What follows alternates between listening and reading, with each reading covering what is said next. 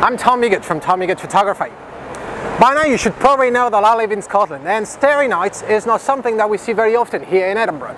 However, we're going to see today how, with a little help from the creative power of the Aperture, we can bring some stardom into our night photography.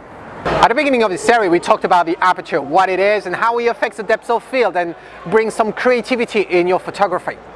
But what is the mechanism inside the lens that makes the Aperture variable? Well, it's a series of blades.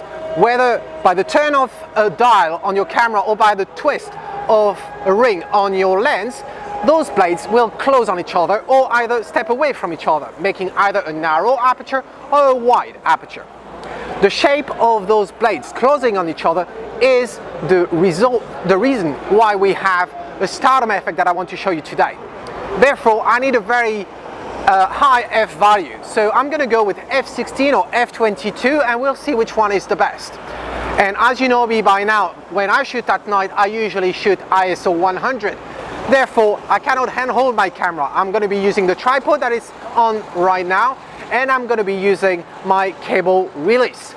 Obviously I'm going to be going on the manual exposure mode on this camera, simply because although I could go with the Aperture priority mode, I really don't trust the metering system because there's so many light sources here in the street. There's many cars passing through and I don't want any light being blown out. So I'm going to go on manual setting. I'm going to see what the camera tells me that the shutter speed should be, and I might need to override this. The reason why I'm going on manual exposure mode.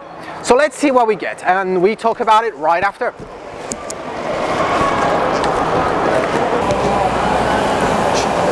But I hope you guys agree with me that exposures taken with an aperture of f16 or f22 gives you a much more compelling result than an exposure taken with an f7.